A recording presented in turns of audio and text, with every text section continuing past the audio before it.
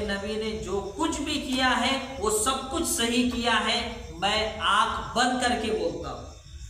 پھر دنیا کا کتنا بھی بڑا سائنٹسٹ آ جاوے، کتنا بھی بڑا گیانی آ جاوے، اور کتنا بھی بڑا پھٹیچر آ جاوے، اور کتنا بھی بڑا لیکچر دینے والا آ جاوے، کتنا بھی بڑا پروفیسر آ جاوے، اور کتنا بھی بڑا 1.5 شانہ آ جاوے، یا کتنا بھی بڑا آدھا آ جاوے، تو میں اس کی بات کو ماننے والا نہیں۔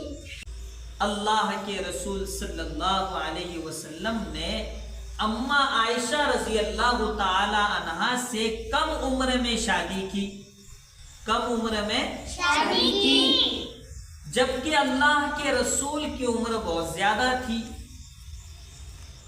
تو اب بہت زیادہ لوگوں کی سمجھ میں نہیں آتا ہے، کہتے ہیں کہ دیکھو چھوٹی سی بچی سے نکاح بوڑھے آدمی نے کر لیا، یہ کیسی بات ہے؟ اس میں 2 چیزیں ہیں۔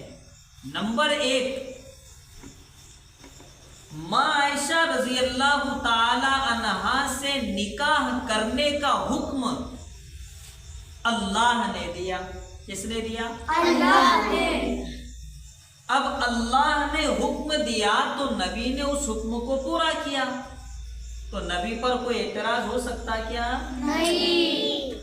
تو ہمارے نبی نے تو وہی کیا جو ہمارے رب نے حکم دیا، اور جب ہمارا رب حکم دے دے وے تو پھر اس کے حکم کے آگے دنیا کی کوئی طاقت بھی اگر کھڑی ہو جائے تو ہم اس کو یوں کلٹی ماروا دیں گے، یوں بھگا دیں گے کہ بھائی میرا رب حکم دے رہا ہے۔ کون حکم دے رہا ہے؟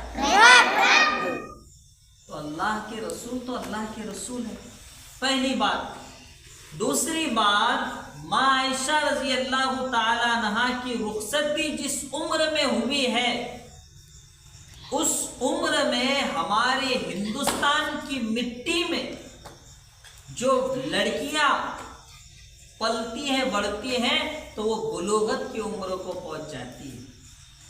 سعودی عرب کی جو مٹی ہے، سعودی عرب کی جو آب و ہوا ہے، سعودی عرب کا جو موسم ہے، اس کے اعتبار سے امی عائشہ کی جس عمر میں رخصتی ہوئی ہے وہ عمر ایسی تھی کہ ماں عائشہ بلوغت کو پہنچ چکی تھی، بالغ ہو چکی تھی، اور بالغ ہونے کے بعد رخصتی ہوئی ہے۔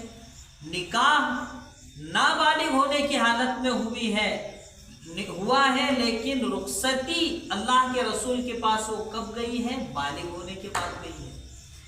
تو نکاح جو ہوا اللہ کے حکم سے ہوا، اور رخصتی جو ہوئی وہ شریعت کے مطابق ہوئی، دنیاوی نالج کے کلچر کے مطابق ہوئی کہ بالغ ہونے کے بعد لڑکی کی رخصتی ہو رہی، اس میں کوئی عیب کی چیز نہیں ہے۔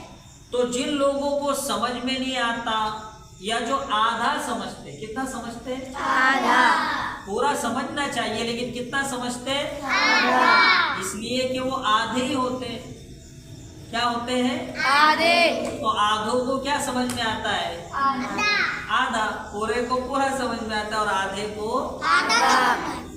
تو ہمارے نبی جناب محمد مصطفیٰ صلی اللہ علیہ وسلم جو بھی کرتے ہیں کس کے حکم سے کرتے ہیں؟ اللہ کے۔ قرآن کریم میں اللہ تعالی ارشاد فرماتا ہے ان هو الا وحی یوحی،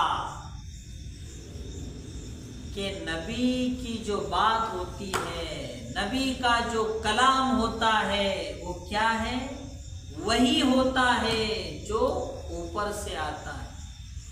نبی بات کیسی کرتا ہے؟ جو اللہ نے حکم دیا وہ۔ اس لیے ہمارے نبی نے جو کچھ بھی کیا وہ ہم کو کرنا ہے۔ کیا کرنا ہے؟ کرنا ہے۔